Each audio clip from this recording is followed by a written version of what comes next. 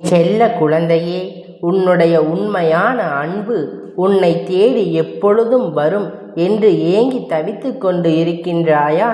என் தங்கமே, வாழ்க்கை இத்தனை நாட்களாக சந்தோஷமாக இருந்த போதிலும் சில நாட்களாகவே மிக பெரிய கஷ்டங்களை எல்லாம் உனக்கு கொடுத்து கொண்டு இருக்கின்றது. மனதுக்குள் எப்பொழுதுமே ஏதோ ஒரு தவிப்பு என் குழந்தை உனக்கு இருந்து கொண்டே இருக்கிறது. எந்த நேரமும் எதையோ ஒன்றை இழந்து விட்டது போன்ற உணர்வு உனக்கு நீங்காமல் உன் மனதில் இருந்து கொண்டே இருக்கிறது. என் பிள்ளையே, என் நேரமும் ஒரே ஒருவரை பற்றி மட்டுமே சிந்தித்து கொண்டு இருக்கிறாய். உன்னுடைய கவனங்கள் எல்லாம் அந்த ஒருவர் மீது மட்டுமே இருக்கின்றது. வேறு எங்கேனும் உன்னுடைய கவனம் செல்லவில்லை. வாழ்க்கையை பற்றிய பயம் அதிகமாக உனக்கு வந்துவிட்டது. நம் உயிராக இருந்த உறவு இப்பொழுது நம்மிடம் இருந்து சிறிது தூரம் விலகி இருக்கிறது. அதற்கு காரணம் தெரியாமல், தெரியவும் முடியாமல், பிரச்சனைகளுக்கான சூழ்நிலைகள் என்னவென்று அறியாமலும் என் பிள்ளை தவித்து நின்று கொண்டு இருக்கின்றாய். சூழ்ச்சிகள் என்று அப்பன் சொன்னவுடன் என் குழந்தை விழித்து பார்க்கின்றாய்.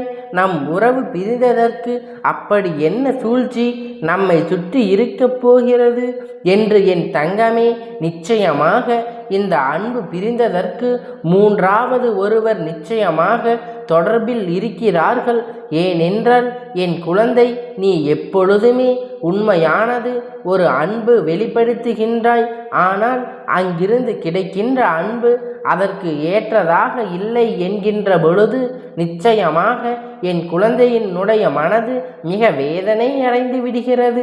என் தங்கமே, எப்பொழுதுமே உன்னை பற்றி பெருமையாக பேசாத வாய் இன்று இன்னொருவரை பற்றி பெருமையாக பேசுகின்றது என்றால் என் பிள்ளை மனதுக்குள் என்ன நினைக்கின்றாய்? நமக்கு கொடுத்த முக்கியத்துவம் இன்னொருவருக்கு கொடுக்கின்றார்கள் என்றால் நம் இந்த வாழ்க்கையில் இது நாள் வரை என்ன பலனை கண்டிருக்கிறோம் என்று என் குழந்தை நீ மனவேதனை அடைகின்றாய். என் தங்கமே, இது போன்ற ஒரு சூழ்நிலையில் உன் வாழ்க்கையில் நடந்ததென்று ஒரு முறை நீ சிந்தித்து பார். இப்பொழுது அந்த உறவு உன்னை விட்டு பிரிந்ததற்கு இதுவும் ஒரு காரணம் என்றுதான் அப்பன் சொல்கின்றேன். என் தங்கமே, ஒருவரை பற்றி பெருமையாக பேசும் பொழுது உன் மனதுக்குள் ஏற்பட்ட தாக்கம், நீ அதை வெளிப்படுத்திய உணர்வுகள் எல்லாம் சிறிது குழப்பத்தை உன் குடும்பத்துக்குள் ஏற்படுத்துகின்றது என்றால் பிரிவினைக்கும் காரணம் யார் என்று புரிந்து கொண்டாயா? என் குழந்தையே, எப்பொழுதுமே உறவுக்குள் பிரிவு என்பது சிறு பிரச்சனைகள்னால்தான் தொடங்கி வந்து முடிகின்றது. சில பிரச்சனையாக இருக்கும் பொழுது அதை நீ கண்டுகொள்ளாமல் விடுகின்றாய். ஆனால் நாளுக்கு நாள் வேறு ஏதாவது பிரச்சனைகள் வரும் பொழுது உன் மனதுக்குள் இந்த எண்ணங்கள் மட்டும் அழியாமல் இருந்து கொண்டே இருக்கிறது. அன்று நம்மை இன்னொருவருடன் ஒப்பிட்டு பார்த்து நம்மை தாழ்த்தி பேசியவர்கள் தானே என்று நீ நிச்சயமாக நினைக்கின்றாய். என் தங்கமே, ஒருவரோடு ஒருவரை ஒப்பிட்டு பார்க்க கூடாது என்பது உண்மைதான். ஆனால் உன்னுடைய உண்மையான அந்த உறவு எதையும் காரணமாக வைத்து இதை சொல்லவில்லை. மனதுக்குள் உன்னை விட்டு பிரிய வேண்டும் என்று எண்ணமும் இல்லை. ஏதோ ஒரு சூழ்நிலையில் வாயிலிருந்து இது போன்ற வார்த்தை வந்து விட்டது. அதற்காக உன்னிடத்தில் மன்னிப்பு கேட்டு விட்டார்கள். ஆனால் என் குழந்தை, உனக்கு அதனை மன்னிக்கின்ற மனப்பக்குவம் தான் இல்லாமல் மறந்து விட்டாய். ஏனென்றால் இந்த சூழ்நிலையில் உன்னால் சகித்து கொள்ள முடியவில்லை. என் பிள்ளை, இதனால் மனவேதனை அடைந்ததோ மட்டுமல்லாமல் வாழ்க்கை என்று சிறு தூரம் விலகி நின்று தொடங்கிவிட்டாய். இதனால் என் பிள்ளை இப்பொழுது என்ன செய்வது அறியாமல் திகைத்து நின்று கொண்டு இருக்கின்றாய். இப்படியே இருந்து கொண்டு இருந்தால் இந்த வாழ்க்கை எங்கு சென்று முடியுமோ என்று என் குழந்தை மன அழுத்தங்கள் அதிகமாக வந்துவிட்டது.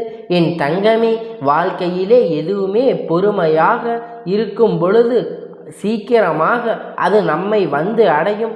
எல்லோருக்கும் அவசியம்.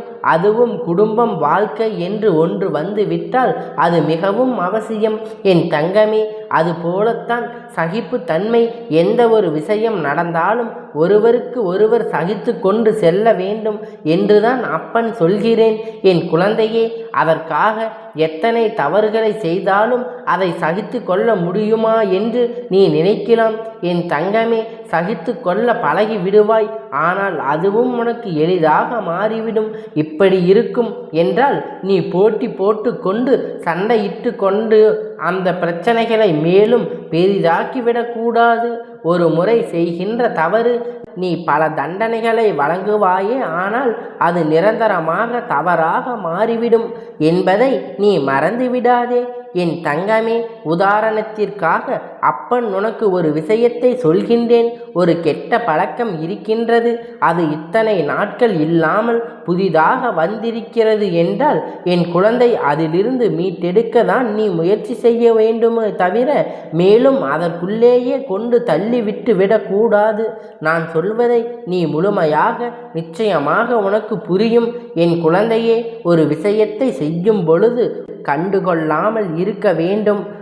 இன்னொன்று தெரிந்ததை உணர்த்திவிட்டு ஒன்றும் சொல்லாமல் ஒதுங்கி நிற்க வேண்டும்.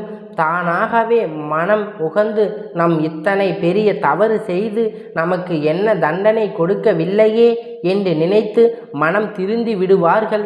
நீ அதை பெரிய விஷயமாக மிக பெரிய பிரச்சனையாக ஆக்கி உன் மனதை காயப்படுத்தி அவர்கள் மனதையும் காயப்படுத்தி எல்லோருக்கும் ஒரு சிறிய விஷயத்தில் தெரியப்படுத்துவாயே. ஆனால் இது பிரச்சனை அல்ல, மிக பெரிய பிரச்சனை என்பதை நீ புரிந்து கொள்ள வேண்டும். பிரச்சனை எல்லோருக்கும் தெரியும்படி வெளிப்படுத்தி விட்டாயே. ஆனால் நிச்சயமாக தவறு செய்தவர்களின் மனம் மிகுந்த வேதனை அடையும். மீண்டும் இந்த தவறை செய்யக்கூடாது என்று ஒருபோதும் தோன்றாது. மீண்டும் மீண்டும் செய்ய வேண்டும் என்கின்ற எண்ணம் தானாகவே வந்துவிடும்.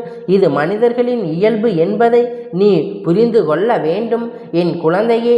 அப்பன் சொல்வது உனக்கு புரியும் என்று நினைக்கின்றேன். தவறு செய்தால் அதை எப்படி எடுத்து சொல்ல வேண்டுமோ அப்படி எடுத்து சொல்லி அந்த பிரச்சனையை முடிக்கத்தான் பார்க்க வேண்டுமே தவிர ஒரு சிறிய தவறு செய்கின்றவர்களை மிக பெரிய தவறு செய்கின்ற அளவிற்கு பிரிவுகளை என்பது வந்துவிடும். சற்று தொலைவாக சென்று இருக்கின்ற உறவானது நிச்சயமாக மீண்டும் உன்னை தேடி வரத்தான் போகின்றது என் குழந்தையே. இந்த பிரிவு நிரந்தரமானது அல்ல. நிச்சயமாக உன்னுடைய வாழ்க்கையில் மீண்டும் சந்தோஷமான சூழ்நிலை வரத்தான் போகிறது. உனக்கு துணையாக அதற்கு இந்த அப்பன் நானவன் என்றும் இருக்கின்றேன் என்பதை என் பிள்ளை நீ மறந்து விடாதே. உன் தந்தையானவன் நான் ஒருபோதும் உன் வாழ்க்கையில் இருக்கின்ற பிரச்சனைகளை நிரந்தரமாக வைக்க வேண்டும் என்று நினைப்பது கிடையாது. எல்லாம் சரியாகும் நேரம் நீ உன் தந்தையை பற்றி புரிந்து கொள்வாய். அப்பன் நான் நம் வாழ்க்கையில் எப்பேற்பட்ட சூழ்நிலையை ஏற்படுத்தி கொடுத்திருக்கிறார் என்று எல்லாவற்றிலும் இருந்து உனக்கு அனுபவ பாடம் கிடைக்க வேண்டும் அல்லவா? உறவுகளை அத்தனை எளிதாக எண்ணிவிடக்கூடாது.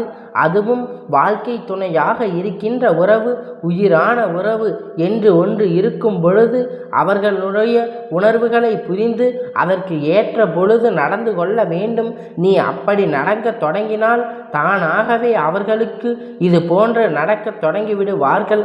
தானாகவே மரியாதை கிடைக்கும் பொழுது நானும் மரியாதை கொடுக்க வேண்டும் என்ற எண்ணம் எல்லோருக்கும் வரும்.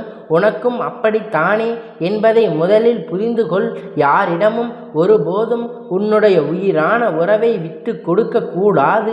எப்பேற்பட்ட சூழ்நிலை வந்தாலும் சரி, அந்த சூழ்நிலையில் இருந்து உன் உயிரான உறவை மீட்டெடுக்கத்தான் நினைக்க வேண்டுமே தவிர ஒருபோதும் அதனோடு சேர்ந்து பிரச்சனைகளை பங்கெடுத்து கொள்ளாமல் ஒதுங்கி நிற்க நினைக்காதே.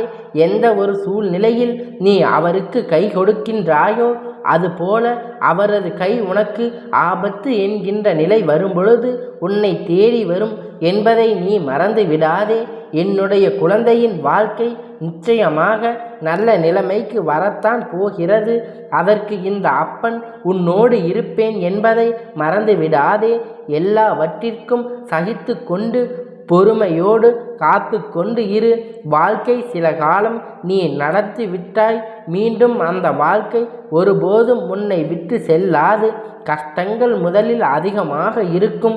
தாங்கி கொண்டு விட்டால் அதற்கு பிறகு உனக்கான சந்தோஷம் நிச்சயமாக உனக்கு காத்து கொண்டு இருக்கும். புதிதாக ஒரு விஷயத்தை பழகும் பொழுது கற்றுக்கொள்வது சற்று சிரமமாகத்தான் இருக்கும்.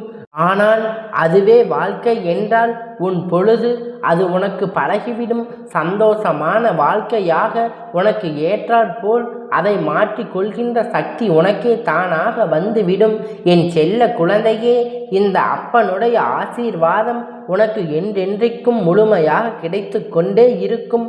ஓம் கந்தா போற்றி, கடம்பா போற்றி, கதிர்வேலா போற்றி, ஆறுபடை வீடு கொண்ட முருகா போற்றி.